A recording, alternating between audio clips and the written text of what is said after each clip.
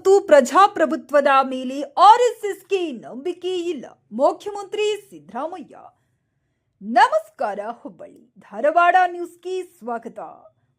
ಆರ್ಎಸ್ಎಸ್ಗೆ ಸಂವಿಧಾನ ಮತ್ತು ಪ್ರಜಾಪ್ರಭುತ್ವದ ಮೇಲೆ ನಂಬಿಕೆ ಇಲ್ಲ ಎಂದು ಮುಖ್ಯಮಂತ್ರಿ ಸಿದ್ದರಾಮಯ್ಯ ತಿಳಿಸಿದ್ದರು. ಅವರು ಇಂದು ವಿಧಾನಸೌಧದ ಸಮ್ಮೇಳನ ಸಭಾಂಗಣದಲ್ಲಿ ನಡೆದ ಮೈಸೂರು ದಸರಾ ಉನ್ನತ ಮಟ್ಟದ ಸಮಿತಿ ಸಭೆಯ ನಂತರ ಪತ್ರಿಕಾಗೋಷ್ಠಿ ನಡೆಸಿ ಮಾತನಾಡಿದರು. ಆರ್ಎಸ್ಎಸ್ನ ದತ್ತಾತ್ರೇಯ ಹೊಸಬಾಳಿಯವರು ಸಂವಿಧಾನ ಪೀಠಿಕೆಯಿಂದ ಸಮಾಜವಾದ ಮತ್ತು ಜಾತ್ಯತೀತ ಪದಗಳನ್ನು ತೆಗೆಯಬೇಕು ಎಂಬ ಹೇಳಿಕೆ ಮುಖ್ಯಮಂತ್ರಿಗಳು ಮೇಲಿನಂತೆ ಪ್ರತಿಕ್ರಿಯೆ ನೀಡಿದರು.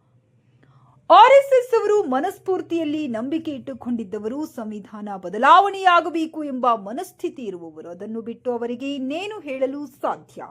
ಸಂವಿಧಾನ ಶಾಸನ ಸಭೆಯಲ್ಲಿ ಚರ್ಚೆಯಾಗಿ ರಚನೆಯಾಗಿದೆ. ಬಾಬಾ ಸಾಹೇಬ್ ಅಂಬೇಡ್ಕರ್ ಅವರು ಇದರ ಅಧ್ಯಕ್ಷರಾಗಿ ಸಂವಿಧಾನವನ್ನು ರಚನೆ ಮಾಡಿದ್ದಾರೆ.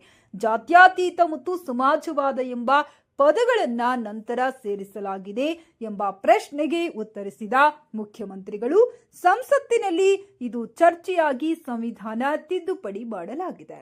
ಸಂವಿಧಾನ ದತ್ತಾತ್ರೇಯ ಹೊಸಬಾಳಿಯವರು ಹೇಳಿದಂತೆ ರಚನೆಯಾಗಿಲ್ಲ ಎಂದರು.